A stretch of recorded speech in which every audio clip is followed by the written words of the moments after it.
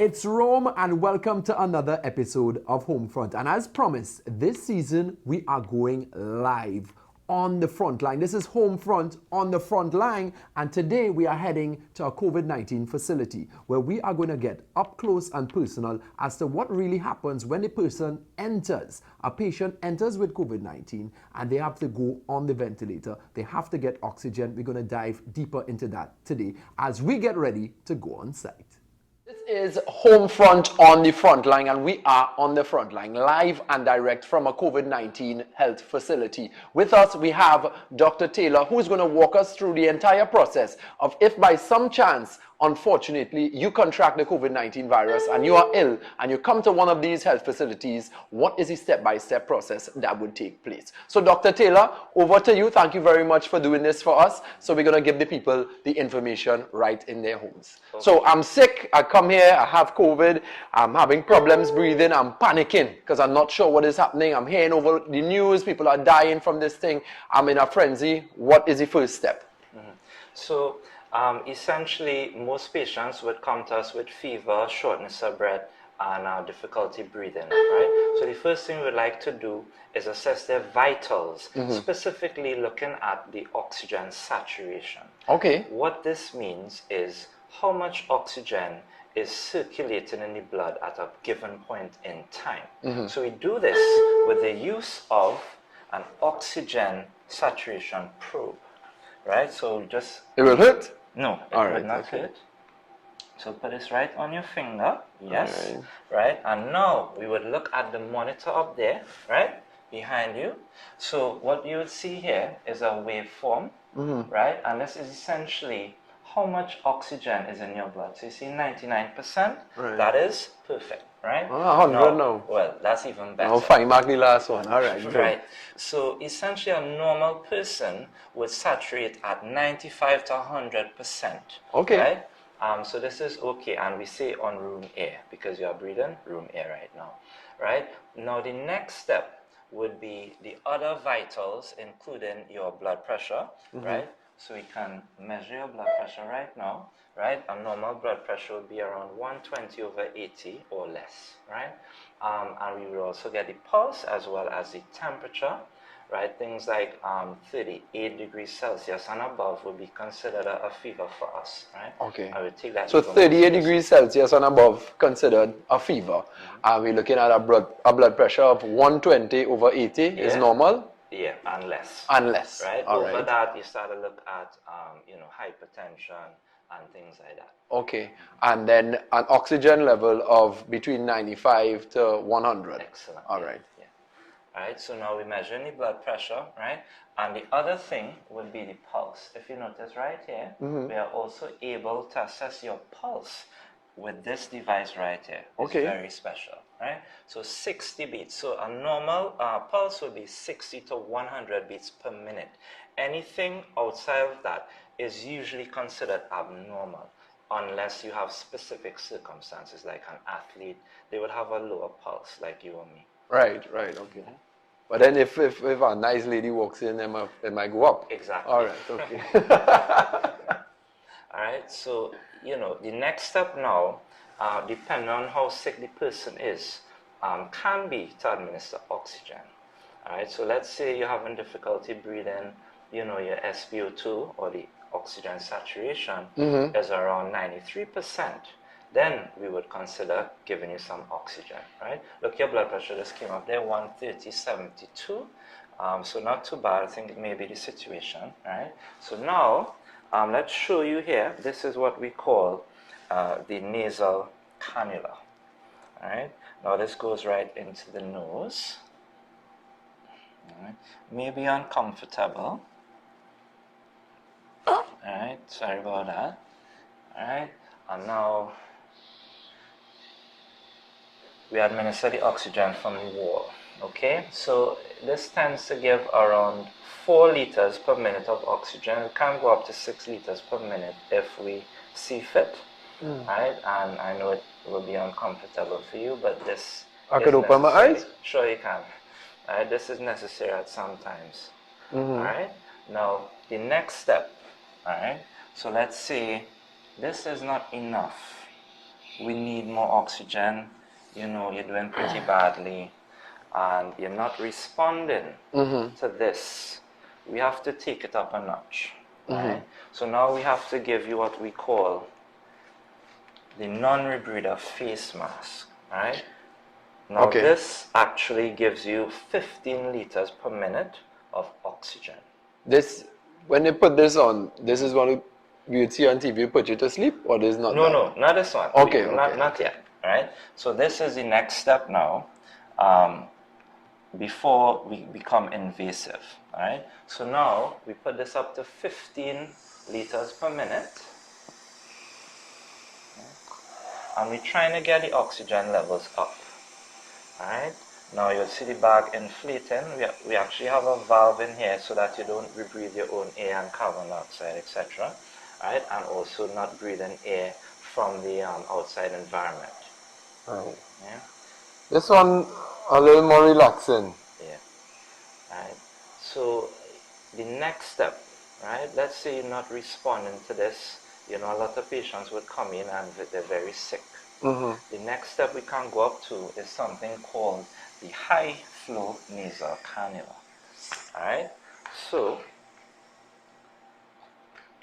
if we were to look at this device, it's quite similar to the nasal cannula. Where we have this tubing set up right here. That will be quite similar to this, right? And it goes into the nose, right? But now you are attached to a massive tube in here, right? And we go into the machine here, and this actually achieves more than just oxygenation. This actually achieves something that would mirror ventilation, where we try now to open up and expand the lung tissue, right? So this is breathing very high power oxygen, as why it's called high flow nasal cannula. So Doc, so far in the different steps that we went through, first we went through the nose, where you gave me the oxygen with the nasal tube, is nasal what, cannula, right?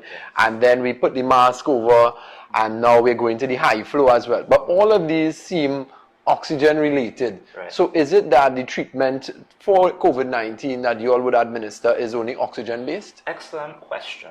Now, we tend to look at did the patient present with other comorbidities, right? So do they have diabetes or heart disease, different things. You have to treat that as well. If you're looking at COVID specifically, we deal with an intense inflammatory process. Right. So this means that there's a lot of inflammation, a lot of damage to the lung tissue. So that would mean, one, we are given oxygen. Two, we want to decrease this level of destruction by giving things like steroids, right? Especially if the oxygen is low, we can give steroids to decrease the immune system response. When you say steroids, is it because I see you looking like in the gym? That kind of steroids, is it? So it's something called corticosteroids, not to sound complex, right? But it's a different type It's a different type of steroid. Okay.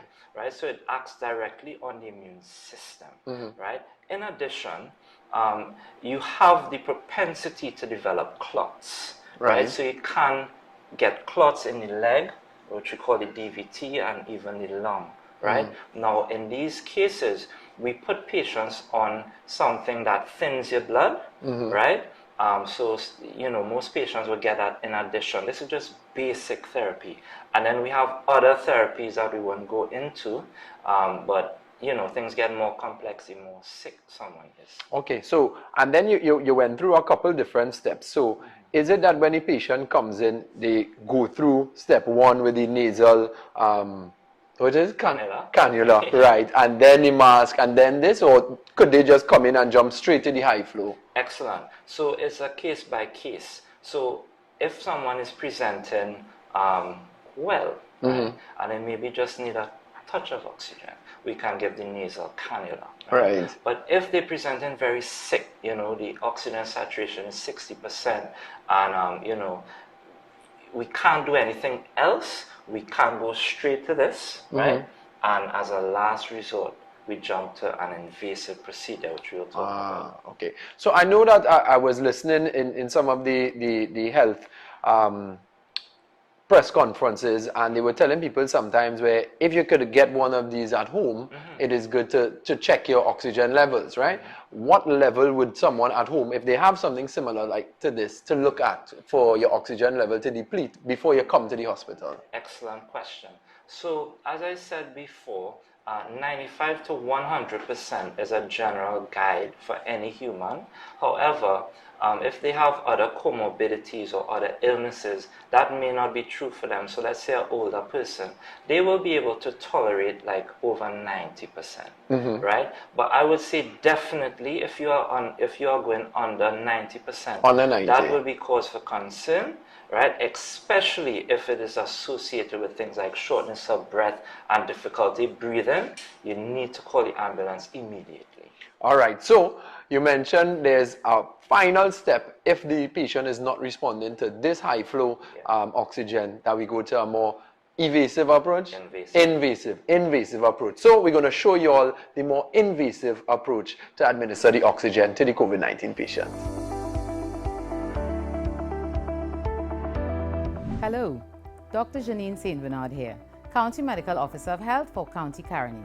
Anyone who can take the COVID-19 vaccine should take the vaccine. Now let me be clear, the vaccine is not a cure, but it definitely protects you, like a seatbelt, which protects you from getting seriously hurt even if you are in an accident. That's what the COVID-19 vaccine does. It reduces your chance of getting the virus and spreading it.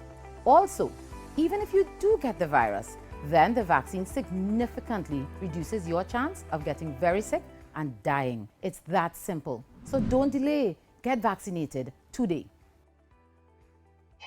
Hi, Arun. So this is what we would call the invasive approach. It's called endotracheal intubation. So what we do is put this tube into the person's windpipe and we ventilate the lungs. All right? Okay. So now we go in. Oh. Yeah. So this patient will be awake? No. Okay. So you would sedate the person and anesthetize them to put them to sleep. You're putting them to sleep, okay. Yeah. Alright, and now what we just do is put this tube straight into the windpipe, right? If you'd like, just push right here for me. Yeah. Press it on. Excellent. Alright. So now the tube is in. Alright.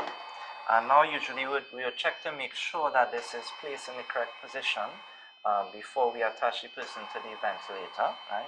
So this is what we call the bag valve mask, where we now, if you take a look at the lungs, we see that the lungs are inflating. Right. This is how we oxygenate and ventilate this patient, right? Now that we are satisfied, right, what we will do is inflate this to create a seal. Right, we don't want this moving, yeah?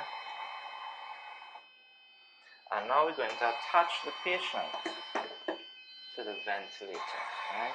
So this is when we hear on TV that we have X amount of ventilators. This is the ventilator they're referring to? Exactly, right? So okay. this is the ventilation device that we would place on patients. So now you would observe that the lungs are expanding, right? And we have a very critical balance of equilibrium that if we provide too much oxygen, we can puncture this lung, and that can be immediately fatal, right? This is a very serious procedure that sometimes even the act of doing it, the person can die. Wow. So, we have to be very careful when we do it, and only certain patients warrant this. The more sick ones who are presenting recently tend to need these type of procedures. So you may have patients who would come in and end up straight here? Yes. Quite, it's not uncommon. I guess from you guys looking at this, from what I am seeing here, Doc, I think this is like a really scary part of it. I mean, I was okay with those, but this seems a bit much because the patient is unconscious. Just, guys, I don't know if you all could see it, but getting the tube to to put the air into the lungs, you have to go through, this is down the throat. Yeah, we go down the throat, right, and straight to the windpipe into what we call a trachea right here. Right. And now we can form the seal and ventilate both lungs. Alright, this one,